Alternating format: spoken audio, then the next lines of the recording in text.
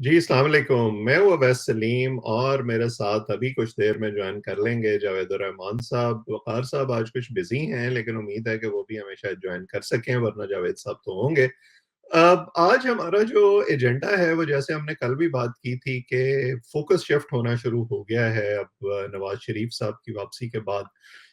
2 चीज़ों पर, एक तो ये कि अब उनके केसेस का क्या होगा? क्या वो अपनी जमात की इलेक्शन कैंपेन तो लीड करेंगे, लेकिन क्या वो इलेक्शन में भी हिस्सा ले सकेंगे और अगर इलेक्शन होंगे तो कब होंगे?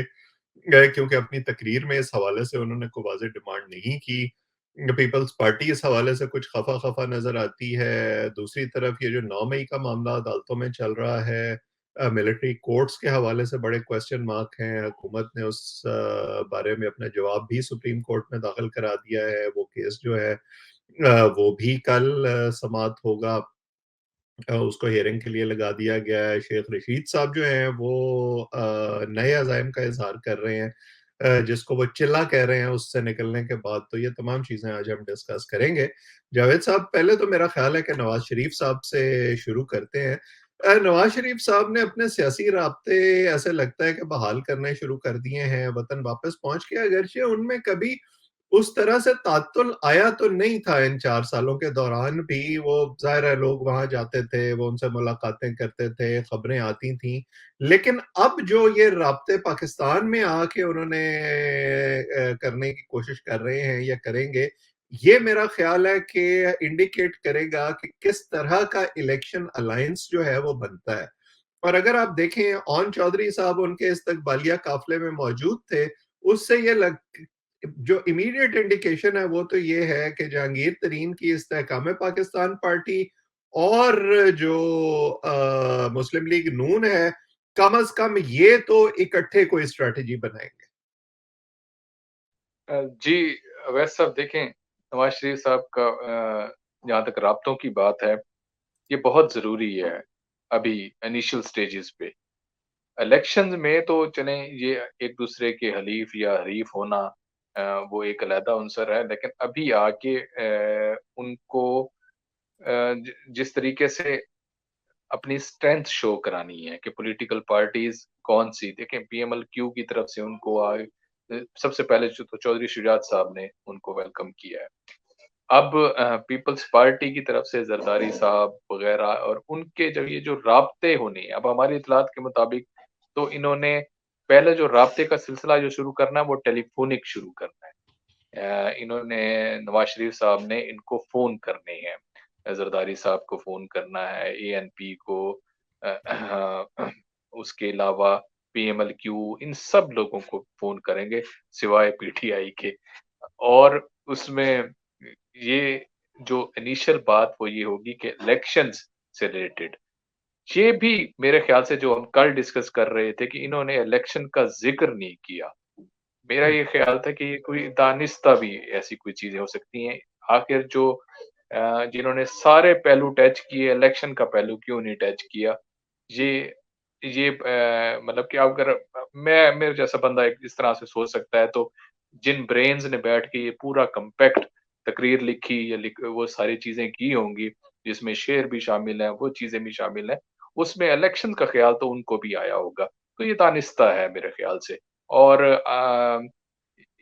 जैसे ही इनका इंटरेक्शन शुरू होगा, उसमें पहली बात इलेक्शन की होनी है। जैसे ज़रदारी साहब को फ़ोन करेंगे, हमें मिलकर इलेक्शन लड़ने चाहिए या हमें इलेक्शंस को ज़्यादा अब डिले नहीं करना चाहिए। ये बातें सारी होंगी मौलाना फज़ल रहमान साहब या जिन लोगों के साथ, ये देखिएगा।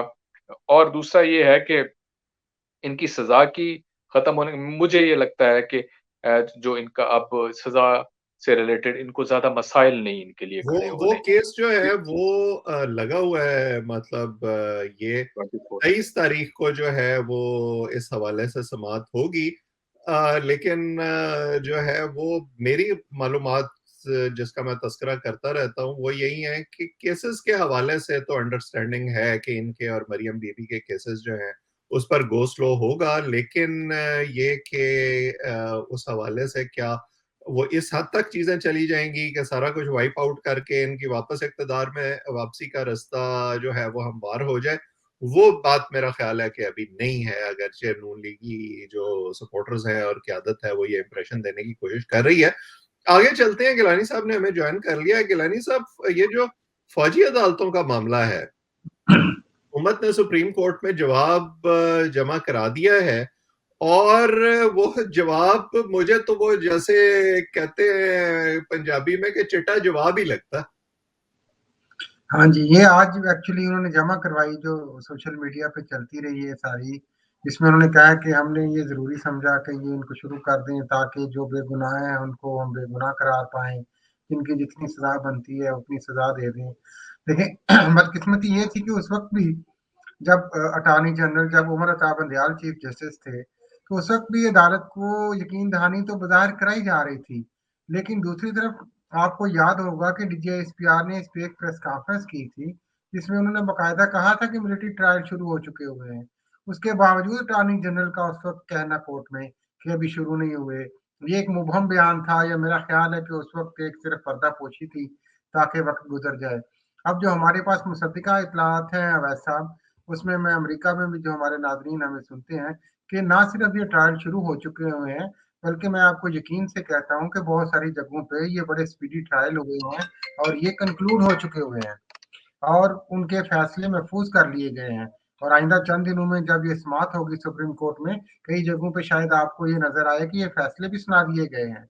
मैं आपको बताता हूँ, एक हमारे जो करीबी अज़ीज़ हैं, जानने वाले हैं, वकला बरादरी से, वो रिप्रेजेंट कर रहे हैं इसी तरह के केस में कुछ मुल्ज़मान को, जिसमें उन्होंने बताया कि 8 से 10 घंटे की जो रोज़ाना की एक प्रोसीडिंग्स चली हैं, उसमें फ़ौजी अदालतें थीं और दूसरी तरह से भी वकला मुहैया किए गए थे और 1 हफ्ते के अंदर-अंदर उन्हें कहा गया था कि ट्रायल को कंक्लूड किया जाए, जो उन्होंने किया।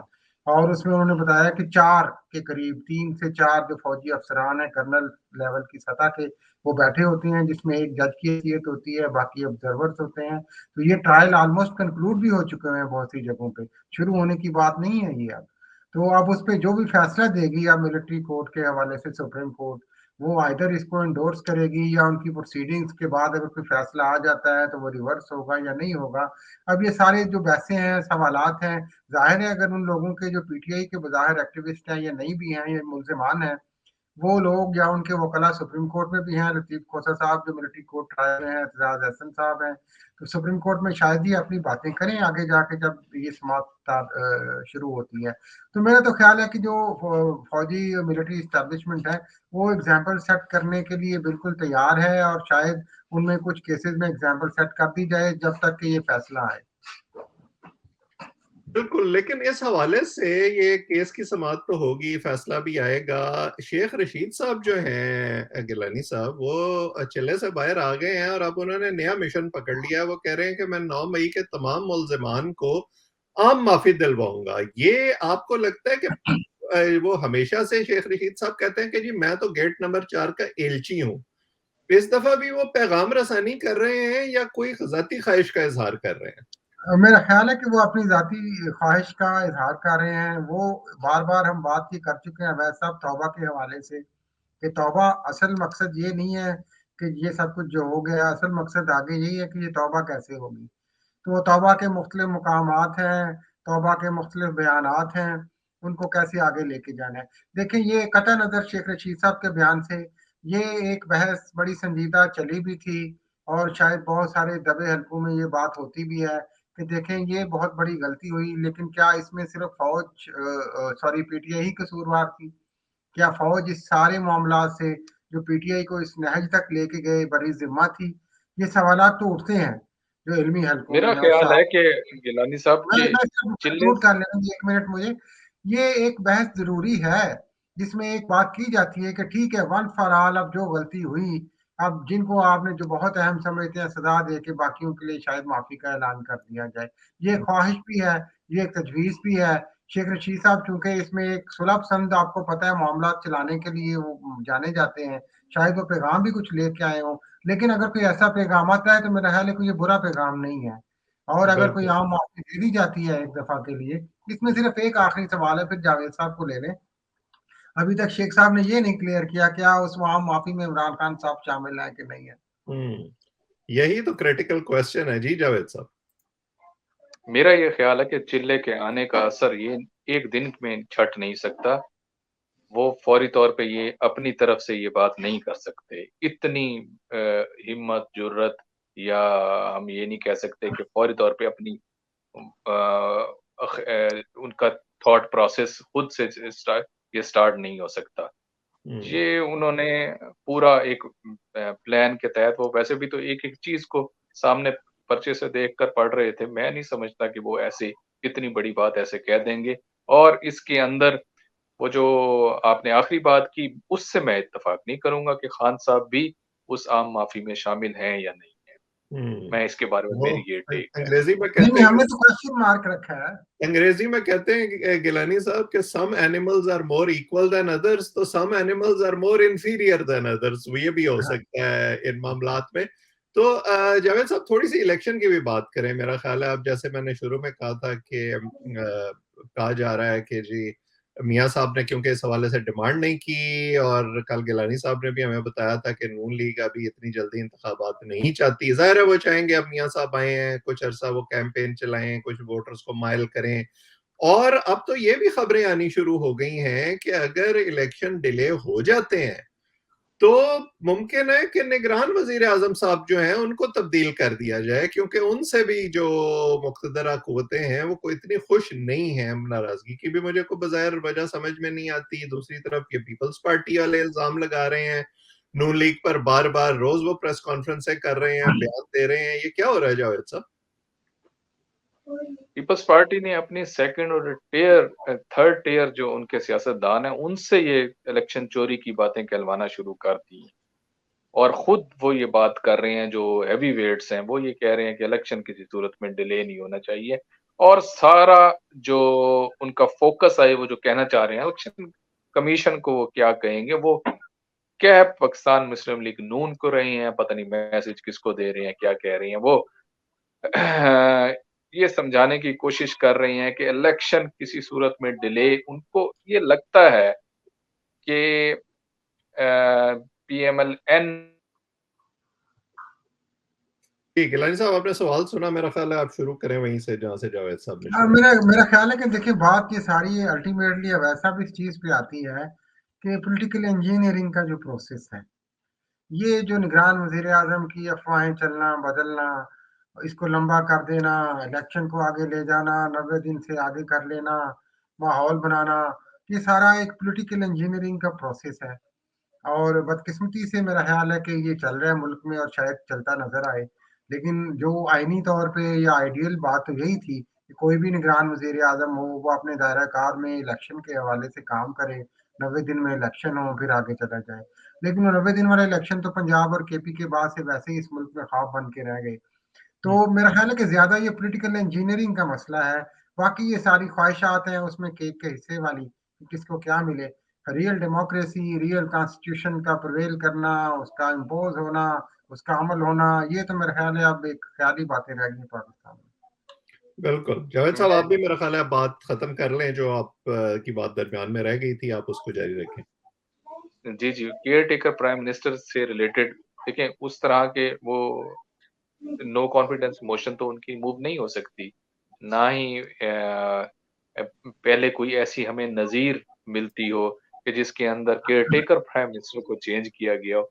ये फर्स्ट टाइम ये बातें जो स्टार्ट हुई हैं, तो उसकी पॉसिबिलिटी मैं देख रहा था कि पॉसिबल ज़रूर है। उसमें इलेक्शन कमीशन के ज़रिए से और दूसरे उनके ज़रिए से उन्हें हटाया ज़रूर जा सकता है। ये कोई इतनी बड़ी बात नहीं होगी। देखिए बड़े पॉलिटिशियंस भी वो इनका नाम सुन के कहते हैं कि इनसे हम वाकिफ नहीं है, हमें हमें इनको जानते नहीं है।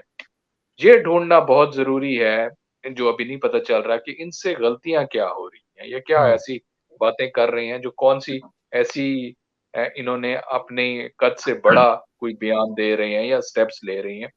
ये भी मेरा ख्याल लेकिन से जावेद साहब एक इन बड़ा सवाल तो इनको क्वालिफाई करें ना, इन से आपका इशारा किस तरफ है? नहीं, इनसे तो वजीर आजम की तरफ कह रहे हैं ना वो कि क्या गलतियां हो वजीर रही हैं। आजम का ही कह रहे हैं जनाब। और हाँ, ये जो लेकिन मेरा तो मौजूदा जो सवाल ये है जावेद साहब, कि ये आप इस इनका बात वैसे एक आखिरी बात, इनका जो आप मैंने ये टर्न्योवर देख रहा था, ये ज़्यादा अरसा ये भी बिलावल साहब की तरह बाहर ही रही हैं, हमारे वो पाकिस्तान तो में ऐसा कम लगता रही है हैं। कि अपनी ड्रीम लाइफ गुजार रहे हैं, अपनी हसरतें पूरी कर रहे हैं और फोटोशूट करा रहे हैं बस। लेकिन मेरा ख्याल है जावेद जि साहब और अवैध साहब और जितनी इसमें अहम सवाल जावेद जित साहब से मैं जिन यही पूछना चाह रहा हूँ, वो जो मर्जी करें, क्या जानता है कोई उनको नहीं जानता, उनकी तकर्री हुई है एक निगरान वजीर आजम के तौर पे एक आईनी तरीके से हुई है। निगरान वजीर आजम आइडियली 90 दिन के लिए होता है या 120, जब भी एक हुकूमत आनी है नहीं उसने चले जाना है। तो पाकिस्तान में ऐसी क्या चीजें हैं वैसे सब, सवाल सबसे बड़ा ये है कि जिसमें आप निगरानों को भी तब्दील करने के लिए तुले हुए हैं, और आप क्या करना चाहते हैं, कैसी पॉलिटिकल इंजीनियरिंग आप चाहते हैं जो अभी तक देखें आपसे आप आपके क्वेश्चन का मैं ये देखें, ये निगरान को सिंबॉलिक भी आप ये तब्दील कर, तो अब आई आपका क्वेश्चन ये सारे आप इनको अब भी देखें कर लो। हुण जवाब देन दियो ना उन्हां नूं। हुण हुण 1 मिनट रुक जाओ ना सर। देखें, अगर इलेक्टेड वज़ीर-ए-आज़म को चेंज किया जा सकता है, तो केयर टेकर की क्या मजाल है कि वो कहाँ नहीं रुक सकता? और जो आप कह रहे हैं ना कि उनको जानने या ना जानने वाली, जानता हर कोई है, ये सिंबॉलिक बातें होती हैं, ये उनको सुनाया जा रहा होता है, उनका कद छोटा किया जा रहा होता है, उन्हें बताया जा रहा होता है कि क्या औकात है किसकी। तो उस सूरत में वो बिल्कुल। बता रहे हैं, ये जो और मैसेज मेरा ख्याल है कि जहां तक नामों की बात है तो वो क्या शेर है कि मैं तेरा नाम ना लूं फिर भी लोग पहचाने कि आप अपना तारुफ हवा बहार की है। वो सबको पता है कि यहाँ जो है वो कौन ये खेल खेलता है और कौन ये बिसात बिछाता है और उल्टाता है। हाँ, लेकिन हो सकता है इस खेल में अब जो नए खिलाड़ी आए हैं वो शामिल हों अवैध साहब, क्योंकि बिल्कुल। आपको याद होगा कि इनसे पहले अनवारुल हक काकड़ मोहतरम वजीर आजम निगरान से पहले यही बात चल रही थी कि साद डार साहब को वजीर आजम बनाया बिल्कुल। जाएगा। तो हो सकता है जाहिर कोई है वो ऐसा नवाज अनवार काकड़ की तकर्री कोई नून लीग की मर्जी से तो नहीं ना हुई, वो हाँ तो जी, ऊपर अब ऊपर हो से सकता आई है वो थी। अपनी मर्जी की तकर्री करना चाह रहे हो, अगर उनकी कोई डील शील हो गई अब कौन लोगों के। लेकिन इसका जो बराह रास्त ताल्लुक है वो इस बात से है कि इलेक्शन होते हैं जनवरी फरवरी में प्लान के मुताबिक या मजीद डिले होते हैं। बहरहाल इन तमाम चीजों पर हम नजर रखेंगे और आपके और सामने वो जी। नवाज शरीफ साहब का वो जो सफेद कबूतर था, वो उड़ता हुआ लाहौर से कहीं पिंडी में कहीं देखा गया है वैसे। अच्छा, वो तो ज़ाहिर है पैगाम था ना। बहरहाल दिलचस्प सूरत हाल है। इन तमाम चीज़ों को हम आपके सामने लाते रहेंगे। आप इस चैनल को सब्सक्राइब भी करें ताकि हमारी गुफ्तगू रोज़ाना आप तक पहुँचती रहे। कमेंट सेक्शन में अपनी राय से भी ज़रूर आगाह किया करें। आज इतना ही। मेरे दोनों दोस्तों का और जो लोग हमें देख रहे हैं सबका बहुत-बहुत शुक्रिया।